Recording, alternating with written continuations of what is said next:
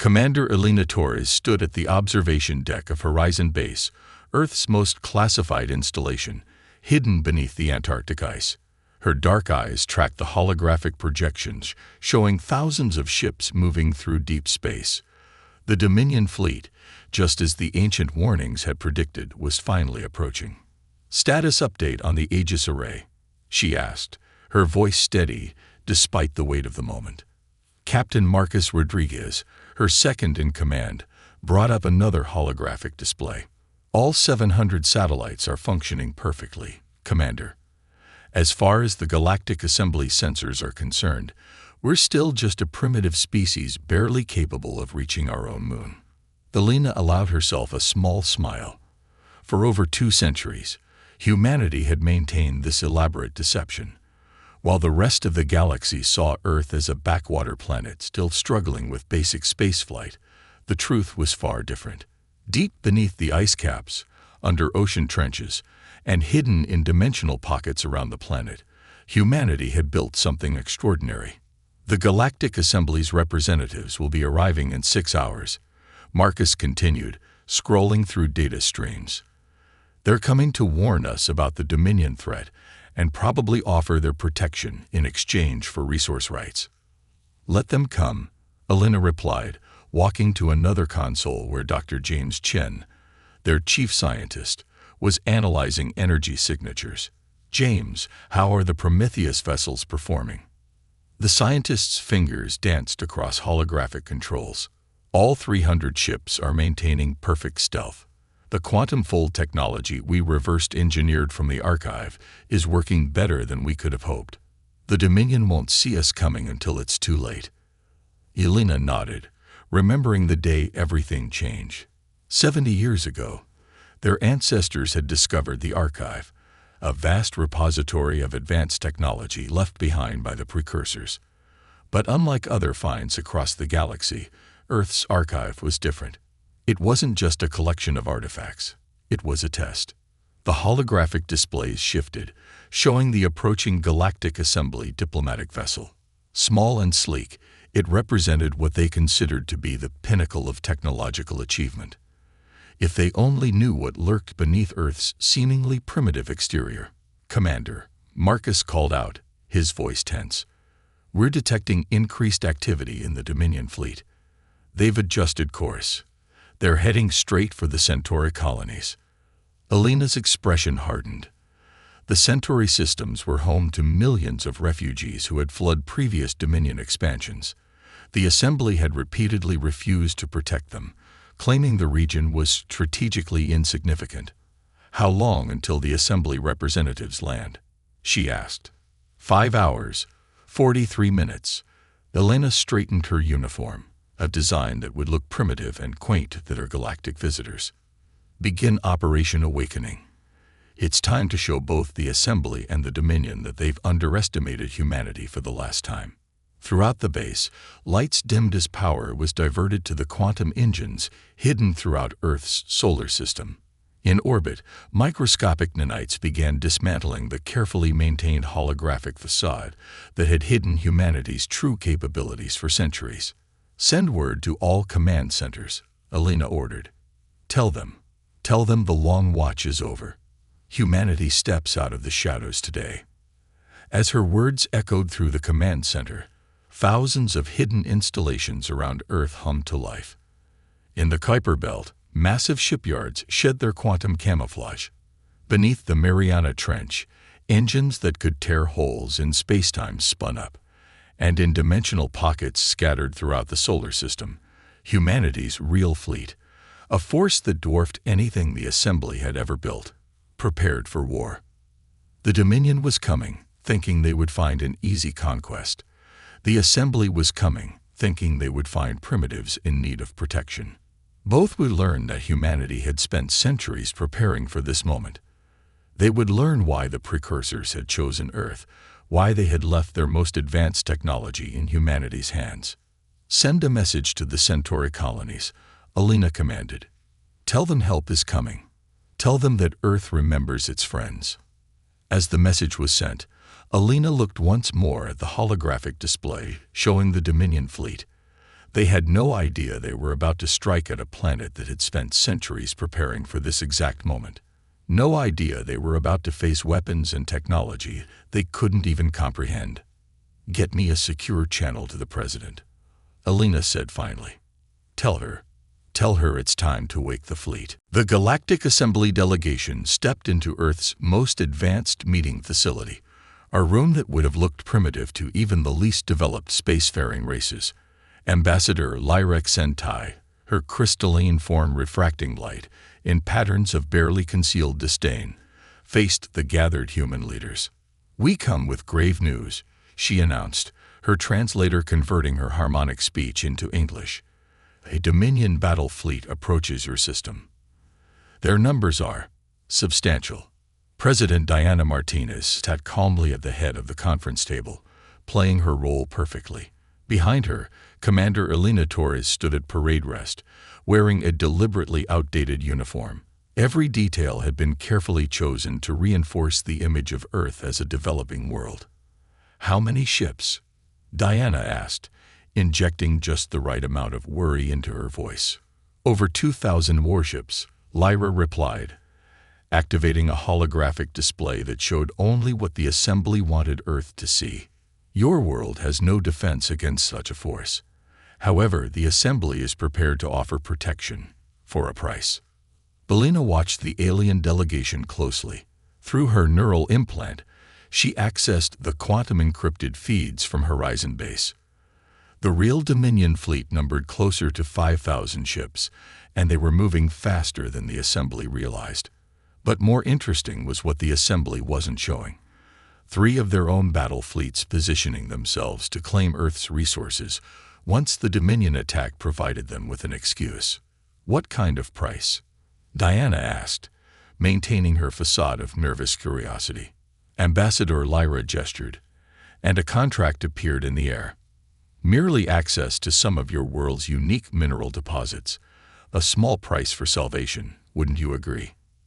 Through her implant, Alina received an urgent message from Dr. Chen. "Commander, the Prometheus fleet reports ready. Quantum cores at full capacity. The Dominion's forward scouts will enter the Kuiper Belt in 3 hours." Alina sent back a single thought. "Initiate final countdown." "This is most generous," Diana was saying, examining the contract with deliberate slowness. "But we would need time to consider." "Time," interrupted another Assembly delegate, "a biomechanical entity called Nexus 7, is something you don't have. Our sensors indicate the Dominion fleet will reach your system within planetary cycles." Elena suppressed a smile. The Assembly's advanced sensors were being fed exactly what humanity wanted them to see. In reality, the Dominion was much closer, and Earth's defenses were far more formidable than anyone suspected. "Perhaps a demonstration of what you face," Lyra suggested, expanding the hologram to show a Dominion warship. "Their smallest destroyer could reduce your largest cities to ash. Their planet crackers could shatter your world's crust." President Martinez glanced at Alina, a subtle signal passing between them. In orbit, hidden beneath quantum fields that made them invisible even to Assembly sensors, the first wave of Earth's true fleet was moving into position. "How long do we have to decide?" Diana asked, her voice carrying just the right tremor of fear. "Hours," Lyra replied. "The Assembly cannot wait longer. Accept our protection, or face the Dominion alone." Through her implant, Alina received another update: Centauri Defense Grid online. Quantum corridors established. The Prometheus fleet reports all weapons systems green. Alina sent a priority message to all fleet commanders: prepare for Protocol Omega. When the signal comes, humanity shows its true face. "We need to consult with other world leaders," Diana was saying, playing for time. "Surely you understand this isn't a decision one person can make for all of Earth." The Assembly delegates exchanged looks of poorly concealed frustration. They had expected Earth to capitulate immediately, to grasp at any offer of protection. Their carefully laid plans were fraying. "The Dominion will not wait for your world to debate," Nexus 7 stated. "Their forward elements will reach your outer system within A lieutenant burst into the room, face flushed with carefully rehearsed panic. "Madam President, our deep space telescopes. They've detected something massive entering the solar system." The assembly delegates turned to their own devices, and Elena watched their composure crack as they detected what humanity had allowed them to see: the Dominion's forward scout fleet, arriving hours ahead of their predictions. "It seems," Ambassador Lyra said, her crystalline form pulsing with urgent patterns, "that you must decide now. Accept our protection, or face extinction." Elena's neural implant pulsed with one final message from Horizon Base: "All systems ready. Quantum grid at full power. Awaiting your command." The moment of truth had arrived. Humanity had spent centuries preparing for this day, building in secret, advancing far beyond what any race thought possible. Now they would show the galaxy why the precursors had chosen Earth as their heirs. "Madam President," Elena said formally, breaking her silence. "It's time." Diana Martinez stood, her demeanor transforming from worried leader to steel-spined commander. "Ambassador Lyra, we appreciate the Assembly's offer, but humanity has already made its choice." "What do you mean?" Lyra demanded, her crystalline form clouding with confusion. Diana smiled, all pretense of weakness falling away. "We choose to protect ourselves. Commander Torres, you may proceed." Elena's neural implant pulsed with her command: "Initiate Protocol Omega. Wake the fleet. Show them what humanity has become." The Assembly delegates watched in stunned silence as the holographic displays around them flickered and changed.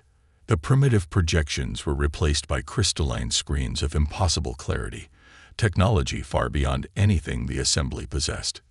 "What is this?" Ambassador Lyra demanded, her crystalline form pulsing with agitation. "These systems, they're not possible." Commander Elena Torres stepped forward, her outdated uniform shimming and transforming into advanced battle armor. "On the contrary, Ambassador, they're very possible. We just chose to keep them hidden." Across the solar system, humanity's deception fell away. The quantum fields concealing Earth's true technological advancement dissipated like morning mist.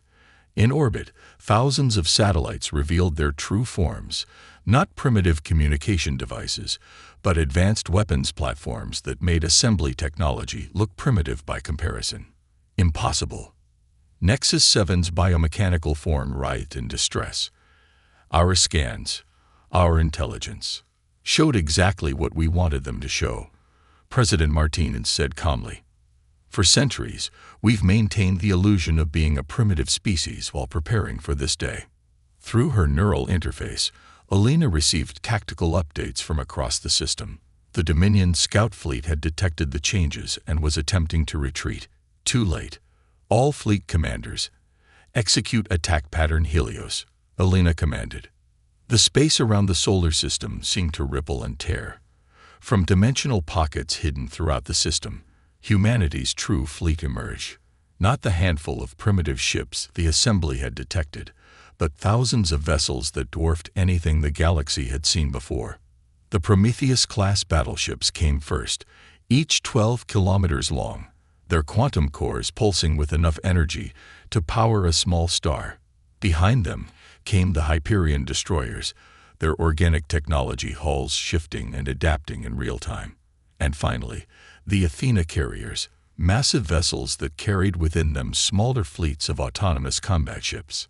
By the first light, Ambassador Lyra whispered, her crystalline form nearly transparent with shock.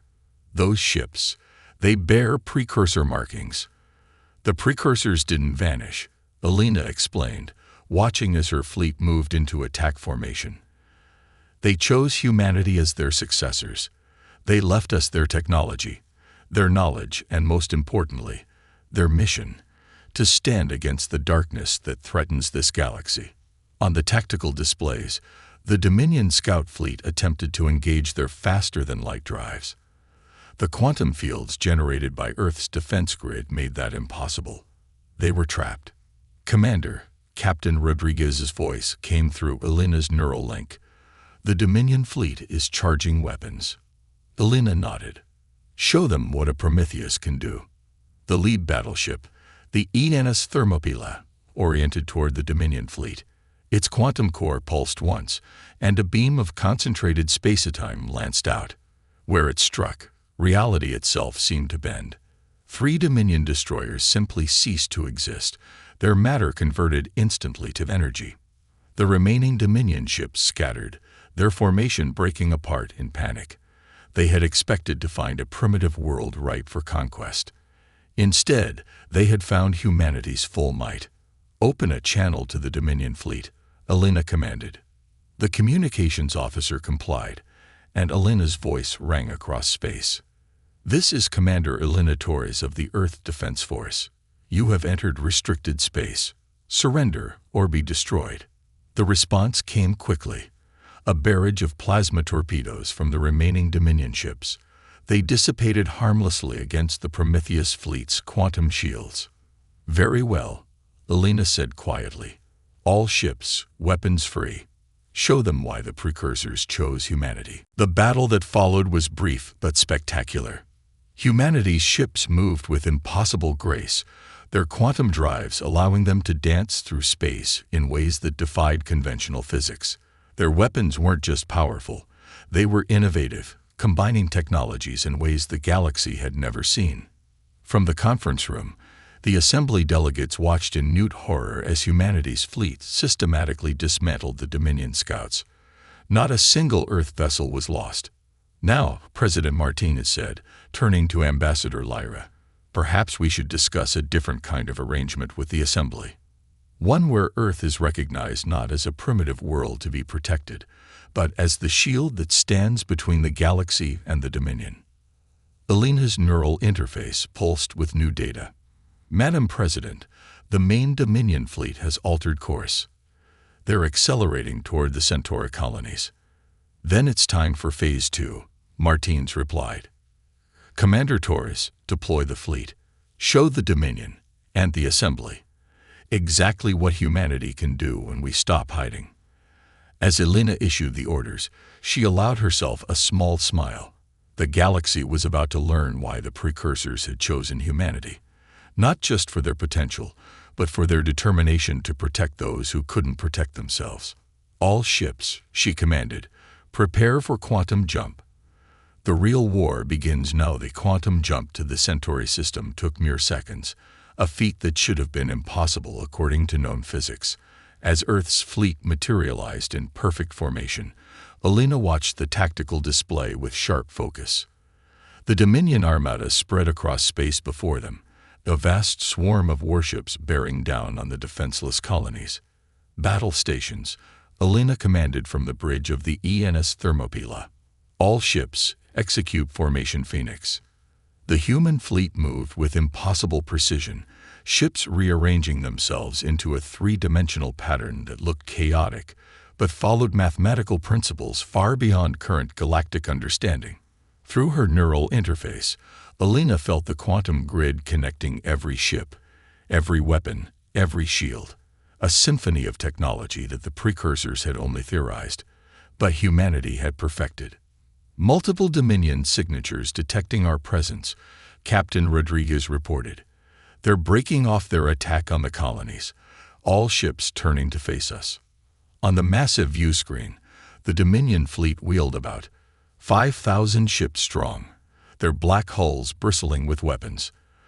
A transmission cut through space, the Dominion commander's harsh voice filling the bridge. Unknown fleet, you dare to interfere. We are the Dominion. Resistance is. Elena cut the transmission with a thought. All ships, deploy quantum corridors. Execute attack pattern Artemis. The space between the fleets suddenly folded, quantum corridors creating shortcuts through reality itself. The Hyperion-class destroyers struck first, emerging from seemingly impossible angles, their organic tech hulls adapting in real time to enemy fire. The Dominion's front line erupted in chaos as weapons they had never encountered before tore through their supposedly impenetrable shields. Commander, Dr. Chen's voice came through the neural link. The Dominion is adapting their shield frequencies. They're learning faster than we anticipated. Then it's time to show them what human innovation really means, Alina replied. All Prometheus-class vessels, initiate Protocol Helios. The massive battleships began to pulse with energy, their quantum cores synchronizing in a way that made space itself shiver. What happened next would be studied in war colleges across the galaxy for centuries to come. The Thermopylae and its sister ships created a complex web of quantum fields, literally rewriting the laws of physics within a defined space. Dominion weapons fire simply ceased to exist, their energy absorbed and redirected. Their faster-than-light drives refused to engage, the very concept of FTL travel temporarily suspended within the affected zone. Multiple Dominion vessels attempting to retreat, Rodriguez reported, a note of satisfaction in his voice. Their command structure is breaking down. Through the quantum network, Alina felt the presence of other fleet commanders joining the battle. The Assembly, having witnessed humanity's power, had finally decided to act. Their ships looked primitive compared to Earth's fleet, but they were welcomed nonetheless. Attention all Earth vessels, Alina broadcast. The Dominion believed they could prey on those weaker than themselves. Today we show them the cost of that arrogance. Execute final attack pattern. The human fleet moved as one, their formation shifting into something that defied traditional space combat doctrine. The Athena carriers released swarms of autonomous craft that operated with a level of coordination that seemed impossible. The Hyperion destroyers created a complex dance of quantum fields that herded the Dominion ships into killing zones. And then the Prometheus battleships struck. Space itself seemed to bend as concentrated beams of altered reality lanced out from the human vessels. Where they struck, Dominion ships simply ceased to exist, their matter converted to energy in ways that violated what most races considered possible. Dominion fleet breaking up, Rodriguez announced. Their command ships are attempting to open emergency FTL corridors. Alina allowed herself a grim smile. Not today. Activate the quantum anchors. Across the battlefield, hidden devices came online, creating a web of altered spacetime that made FTL travel impossible. The Dominion fleet was trapped, their superior numbers meaning nothing against technology they couldn't even comprehend. Commander, a new voice cut in. Ambassador Lyra, speaking from an assembly vessel. We had no idea. All this time, we thought.